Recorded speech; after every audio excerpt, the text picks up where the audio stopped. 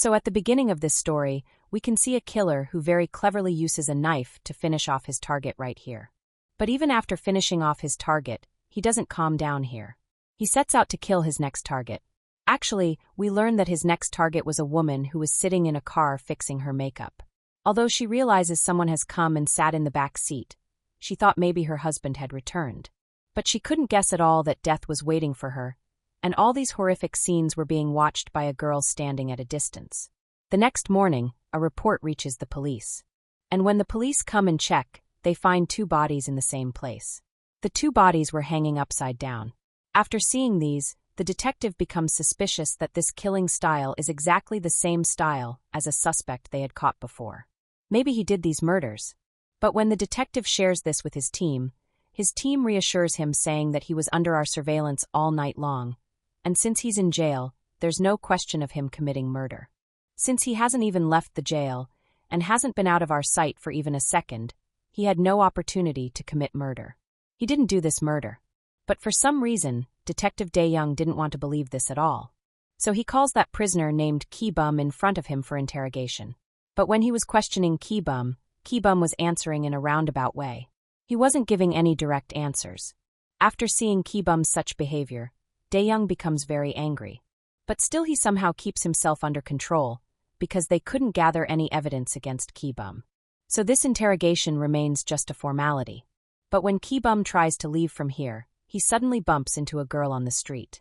And as soon as he gets this bump, for a few seconds he returns to his true form. But very quickly he composes himself again, and he thinks it wouldn't be right to do all these things inside the police station. So he starts behaving very nicely with the girl. But he doesn't realize at all that this is the same girl who had witnessed the murders last night. Although this girl doesn't say anything either, she was looking at Ki-bum with a certain gaze. I mean, we understand that maybe she has some previous enmity with Ki-bum. Actually, then we learn that many years ago, when Ki-bum was quite young, he and his friend grew up in an orphanage. Actually, they both had a very beautiful similarity between them. So they both very easily became good friends. They both liked to kill various animals with their own hands, and they enjoyed all these things very much. But as they gradually grew up, they could no longer be satisfied by killing animals. So later they started killing humans. Actually, they would kill people so easily without any reason, as if it was a game for them. From here the story goes back quite a bit. We can see a detective who was stuck in a case. He was trying to catch a killer by any means. I mean, this is a serial killer who has killed many girls. So he wanted to catch this killer by any means. But when he gets out of the car and goes out on the street searching for the killer, someone suddenly attacks him from behind on his neck. And very quickly blood starts coming out of his neck. So in that condition, he somehow escapes from there and reaches his home, and comes to his daughter. We can see his little daughter. Actually, this is the same girl who witnessed the murder with her own eyes last night. And this girl's name was Hiju. Then when Detective Dae-young comes to his home the next morning to celebrate his best friend and partner's birthday, he becomes completely shocked after seeing such a horrific situation inside the house. He can see that his partner has already died, and his daughter Hiju is sitting beside him. Actually, the poor girl couldn't understand that her father had died long ago. Instead, she was waiting for her father to open his eyes to celebrate the birthday. After seeing these things, Dae-young breaks down from inside, and he was thinking that since they have no evidence, maybe they will never be able to catch the killer. But very soon the police catch a killer named Ki-bum, and when a case is filed against him, we learn that Ki-bum has committed 7 murders within a few days. But evidence was found for only 1 murder. So he was sentenced to only 15 years. But the victims' families were not happy at all with this punishment. After seeing these things, Dae-young becomes very angry. So he goes and tries to attack Ki-bum because he couldn't accept that such a horrible monster would get out of jail in just 15 years. So he was trying to take revenge by attacking him.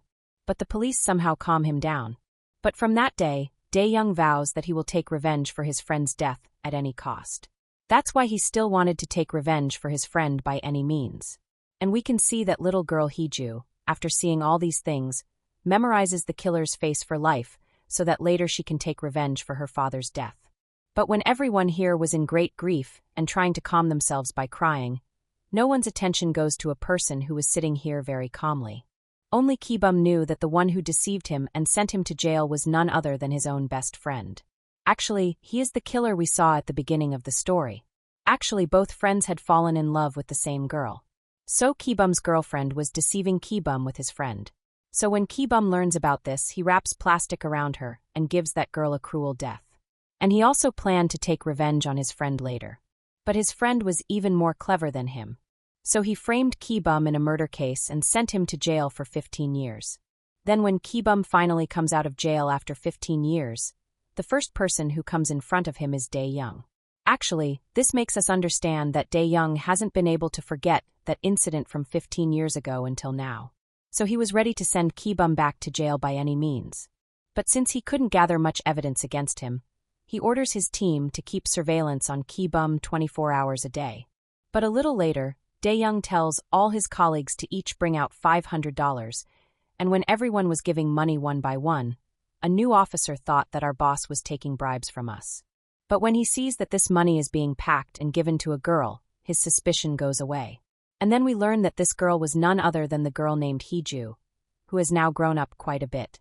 Actually, for the past 15 years, although Hiju was an orphan, she never went to an orphanage in those 15 years. The people from the police department were raising her like this, and helping her with money like this. And now that she has grown up, she has become a very kind and intelligent girl. Everyone at the station liked her very much. Everyone thought she was a very hardworking girl. Hiju considered every policeman at the station like her father, and every policeman at the station considered Hiju like their daughter. Actually, we can see that Hiju was now keeping surveillance on her mother, the same mother who had left her alone and gone away when she was a child. Actually, Hiju loved her mother, but she also hated her because of her mother. She has to suffer this fate today. So she always kept surveillance on her mother and tried to see all her mother's affairs because she never wanted to see her mother in trouble. Actually, her stepfather, who is now her mother's husband, always used to beat her mother and try to disturb her in various ways. But Hiju always tried to go and teach him a lesson. But her stepfather didn't like Hiju at all. He couldn't stand the sight of Hiju. Whenever Hiju came in front of him, he would push her away and chase her off. But then we learn that actually Hiju has never forgotten her father's death for even a second in the past 15 years. So she has been planning for 15 years in the obsession of revenge, and when she learned that Ki-bum had come out of jail, she started following Ki-bum to take revenge for her father's death.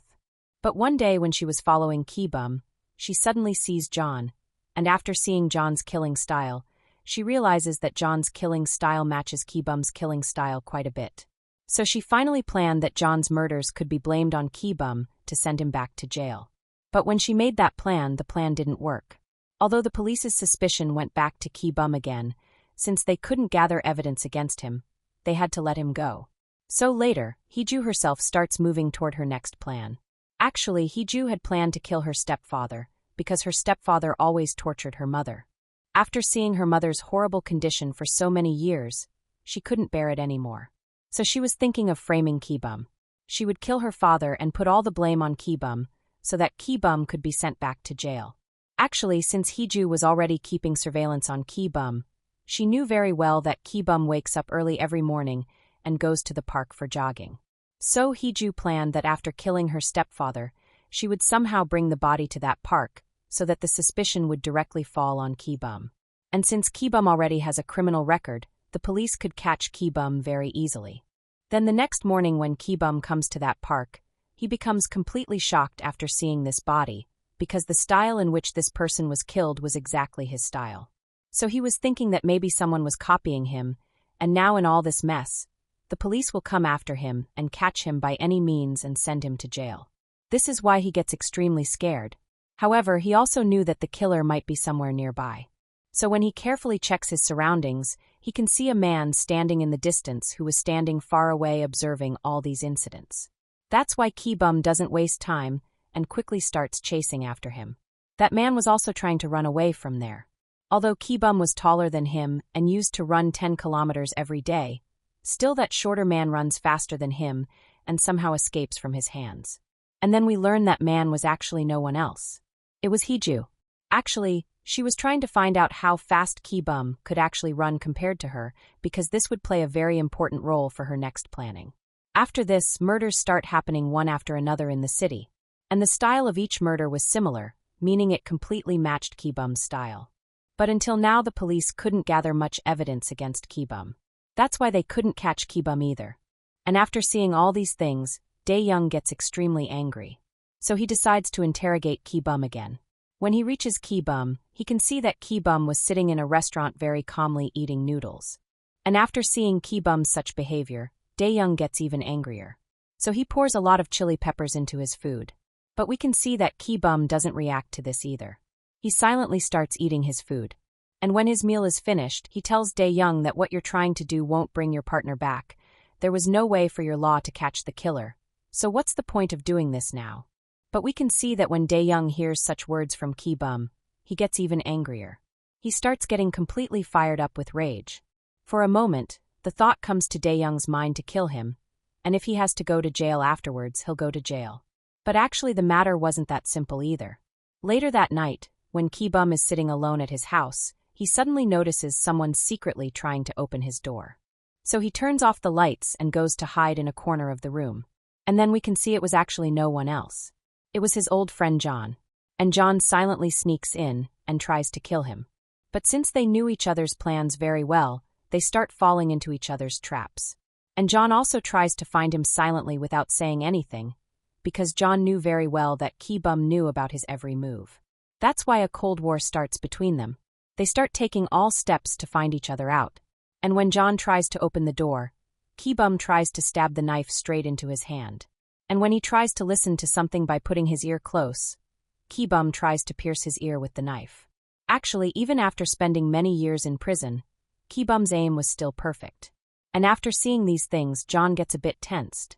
And he starts thinking whether it would be right to fight with him so directly. But both John and Ki-bum get completely shocked when they can see someone else had come to the door. And when Ki-bum comes outside to check, he can see it's Detective Dae-young. Actually, Dae-young gets even angrier after seeing Ki-bum in this state, because he thought that maybe Ki-bum was planning another murder. But while they were talking, Dae-young couldn't notice at all that two eyes were already following him from behind, whose eyes were sharper than a knife. And whenever Ki-bum's eyes look away from Dae-young's eyes, Dae-young becomes suspicious. He felt like maybe someone was behind him, so he very quickly turns around and points his gun. But then he can see there was no one behind him. The next morning, we can see Hiju standing on the roof of a building, watching her mother's room. Actually, she would stand on this roof every day and watch over her mother.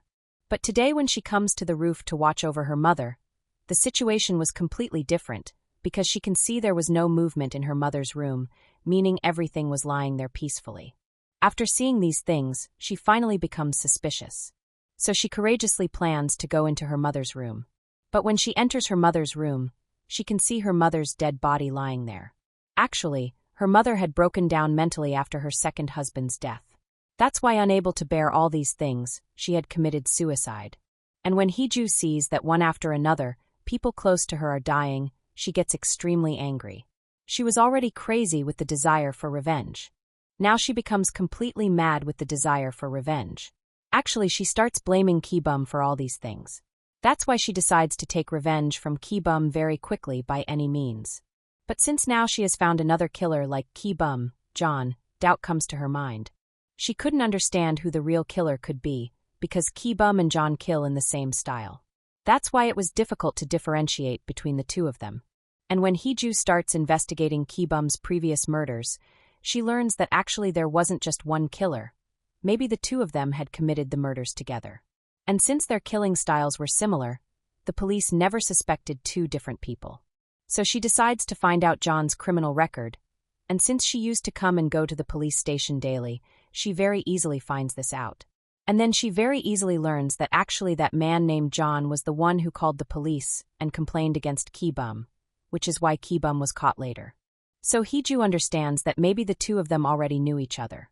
They had a very good relationship. But now that relationship has become so bad that they are completely trying to kill each other. The next morning, Hiju makes a very terrifying plan. She first comes to a shop and buys a very scary neck chain made for dogs. And later, she fills a truck with empty beer bottles and sends them to that man's house. Then at night, she goes to his house and silently starts waiting for him. And when that man named John comes home, he suddenly sees the power has gone out. So when he was trying to find a candle in the darkness, suddenly something sharp goes into his foot. And when he checks properly, he can see glass was scattered on the floor. so he becomes a bit more cautious. But then he can see a little light glowing on the side. So he understands that someone is there. So he asks who is there. But we can see that Hiju had scattered glass all over the floor and had also attached electrical wires to them so that she could use them at the right time. Then Hiju uses her brain and very easily overpowers that man. And very easily kills that man. But after this, Hiju knew very well where to hide this dead body. Actually, it was on Ki-bum's bed. We can see when Ki-bum returns home at night and tries to sleep, he suddenly notices something beside him. And when he can see a dead body lying beside him, he gets completely shocked. He can see that this dead body had a dog belt tied around its neck. And he gets most shocked when he can see this dead body isn't someone else's. It's his friend John's dead body. So when he was trying to understand who did this and why, Hiju comes from behind and attacks him. And suddenly she wraps another dog chain around his neck so that he can't counterattack her in any way. But she didn't do this to kill him, rather she did it to knock him unconscious. Actually, she had planned to leave Ki-bum beside John's dead body and leave. And when the police come here the next morning, they will think that maybe the two of them had a fight. So after killing John, Ki-bum had fallen unconscious. That's why the police will very easily catch him. But it didn't happen as she thought. Ki-bum's consciousness returns a bit quickly. So he suddenly disappears from there. And the next morning when the police come here, they do find a dead body in the room. But they can't find Ki-bum anywhere. But here they only find some blood. And when Dae-young touches this blood to check, he can see the blood was warm, meaning it was fresh blood. After seeing these things, he clearly understands that Ki-bum actually didn't escape from this building. Rather, he's hiding somewhere in this building. So he quickly decides to seal the building and starts going to each room personally to check. But then suddenly in a nearby room, the police find a woman and a man, both of whom were in a very injured state. Actually, the entire floor was flooded with their blood. Since both of them were alive, an ambulance was quickly called to send them to the hospital. Now when the woman regains consciousness in the ambulance, the nurse tries to talk to her. But this woman was extremely scared. Actually, this woman was trying to look for something around her, and was trying to tell the nurse something through gestures. But by the time the nurse understood these things, we can see Ki-bum in the next seat, who was gesturing to this woman to keep quiet. And very soon he attacks the nurse. He kills this nurse there as well. Like this, he easily gets the opportunity to come out of the hotel. And he goes back to his previous form. Now he gets the chance to kill innocent people again.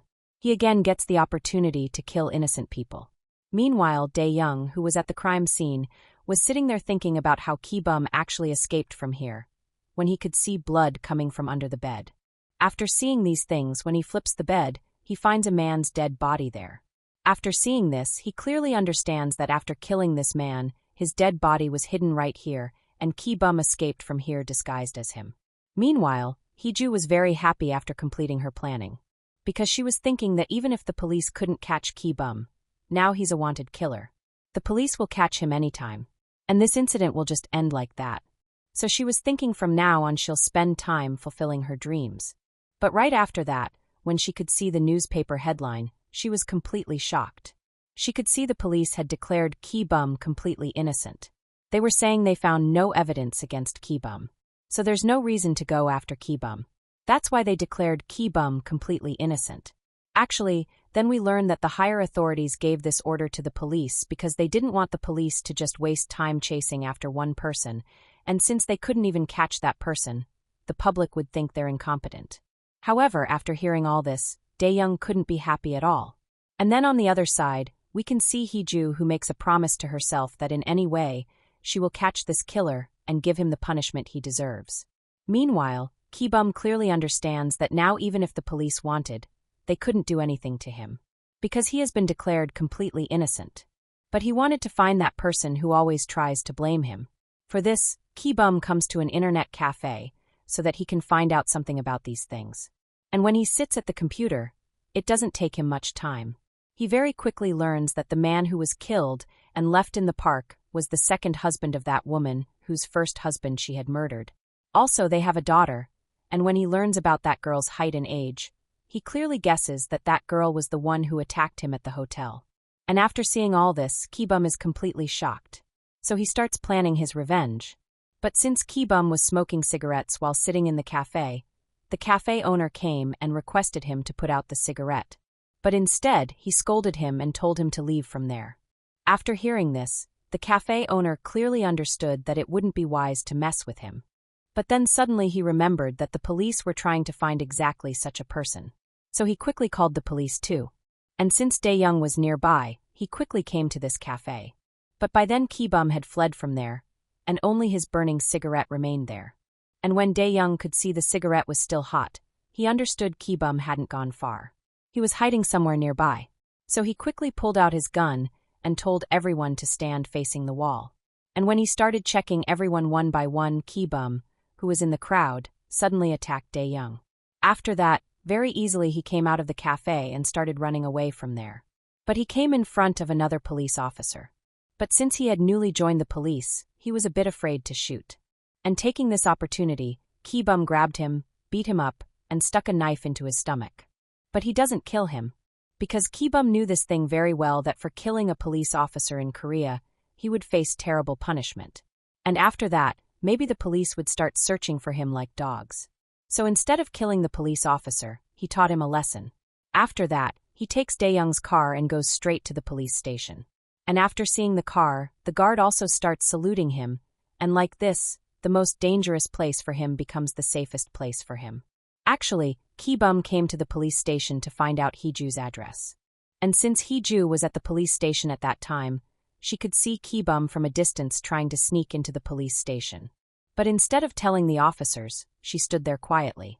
Because she knew very well that if Ki-bum was caught sneaking into the police station, he wouldn't stay in jail for life. He would be free again after just 2 years. So Hiju starts making her next plan, because she knew very well that Ki-bum would very easily fool the police and find out her address from them, and maybe she would be his next target. After that, Ki-bum comes to Hiju's house with a knife to kill her. But when he was trying to open the door, all the lights suddenly go out, and a shadow slowly starts coming towards Ki-bum. And suddenly when they come face to face, they stab knives into each other's bodies. And then Hiju remembers that maybe the fear she's feeling now was the same fear her father felt when the knife was stabbed into his stomach. And we can see that Ki-bum also confesses everything then. He says, "Yes, I was the one who stabbed your father in the stomach." This makes Hiju's anger increase even more. And she attacks Ki-bum and tries to run away from there. But Ki-bum was completely shocked after seeing this. He was watching a girl run so fast even after being so badly injured. So he thinks that she shouldn't be allowed to escape in any way. He has to catch her somehow. So he also starts following her. But the most shocking thing was instead of running into the city and asking people for help, Hiju starts going towards the mountain in the forest, where if Ki-bum could catch her, it would be very easy for him to kill her. Very soon Ki-bum catches Hiju and tries to kill her. But Hiju, seizing the opportunity, attacks him with the knife and starts running away from there again. And she takes out her mobile phone and calls Dae-young to inform him that Ki-bum is trying his best to kill me. So please come and save me quickly. A little later, Ki-bum runs and catches Hiju again. But this time too he doesn't kill her. He starts beating her mercilessly. Actually, Ki-bum knew very well that this girl was raised by police officers, so if he killed her, they would definitely take revenge. So instead of killing her by gathering some evidence against her and framing her, Ki-bum was trying to clear his own image. And when Hiju understands his plan, she somehow frees herself from his hands again and starts running towards the mountain. And very soon when Ki-bum comes in front of her again, he can see Hiju swinging very calmly on a swing. Looking at her facial expression and her eyes, Ki-bum clearly understands that something clear might be going on in her mind. And a little later, Hiju takes off her neck scarf and throws it at Ki-bum, telling him to give this to Dae-young. But after hearing this, Ki-bum felt that maybe Hiju had gone crazy. But Hiju had actually made a terrible plan. We can see that dog chain around her neck. After seeing which, Ki-bum becomes completely shocked. But until now, Ki-bum couldn't understand what plan Hiju was actually making. And very soon we can see the police arrive here too, and when the police siren slowly starts coming forward, Hiju connects the dog belt to a chain and tells Ki-bum, "Now your game will end." Saying this, she starts swinging the swing faster and tells Ki-bum, "Today my revenge will be complete. You'll rot in jail for life. You'll definitely have to suffer for the way you killed my father." Saying this, she lets go of the swing, and since the chain was tied to her neck breaks within a second, meaning she dies right there. And all the responsibility for her death now falls on Ki-bum. And right then the police arrive. They can see Hiju's dead body hanging and Kibum standing in front of her. So now they didn't need any more evidence to arrest Kibum. So very quickly they arrest Kibum. But when Dae-young sees Hiju's dead body hanging in front of him, he can't bear it in any way.